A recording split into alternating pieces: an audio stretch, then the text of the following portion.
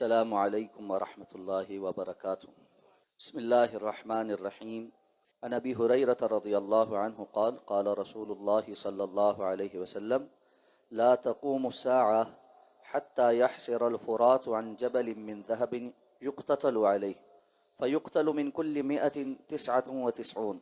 فيقول كل رجل منهم لعلي أن أكون أنا أنجو، وفي رواية يوشك أن يحسر الفرات عن كنز من ذهب فمن حضره فلا يأخذ منه شيئا، متفق علیہ۔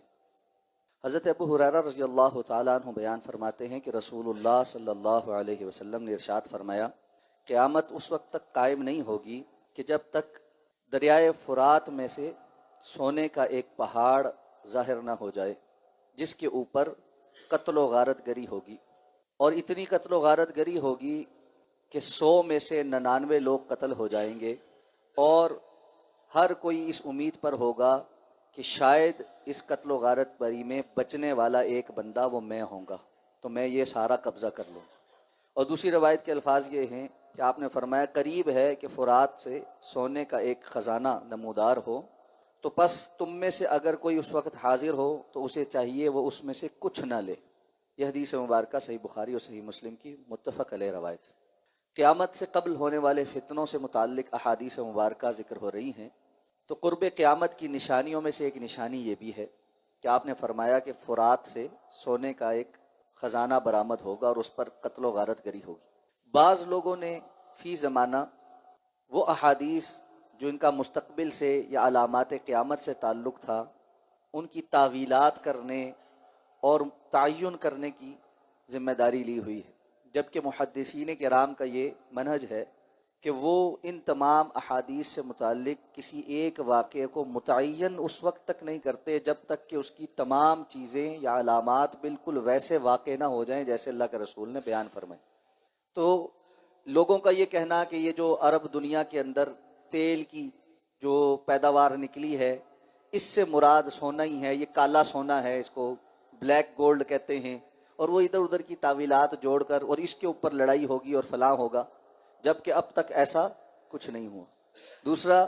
زمین سے نکلنے والا یہ کالا سونا اگر اس کو سونا مان لیا جائے تو یہ تو اور بھی بہت ساری جگہوں سے نکلتا۔ حدیث کے واضح الفاظ ہیں کہ فرات سے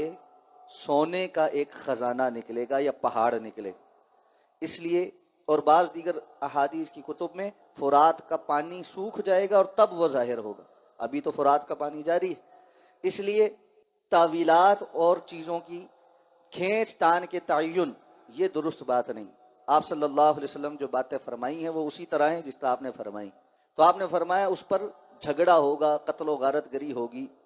اور جو لوگ اس کو حاصل کرنے کے لیے آگے بڑھیں گے 99 ان میں سے مارے جائیں گے، ایک بچے گا، یعنی 1% لوگ بچیں گے، 99% مر جائیں گے۔ اس لڑائی میں ہر کوئی اس چکر میں ہوگا کہ اتنا بڑا خزانہ یہ ہم حاصل کر لیں۔ تو آپ صلی اللہ علیہ وسلم نے نصیحت بھی فرمائی کہ جب ایسا ہو جائے جو کوئی وہاں موجود ہو وہ اس میں سے کچھ نہ لے، کہ فتنہ اور قتل و غارت گری کی صورت میں اگر کوئی شخص بچ کر وہ حاصل بھی کر لے گا تو حرام ہوگا، کوئی فائدہ نہیں۔ تو اس لیے فتنوں کے دور میں اصل چیز ایمان کی حفاظت ہے، اور اللہ تعالی مختلف امتحانوں کے ذریعے لوگوں کے ایمان کو ٹیسٹ کریں۔ تو زمین اپنے بسا اوقات خزانے اگلتی ہے تو وہ بھی امتحان کے طور پر ہوتے ہیں، ان کو حاصل کرنا بھی مومن کے لیے جائز ذرائع سے ہی ہے۔ اگر ناجائز ذرائع اور قتل و غارت گری ہو رہی ہو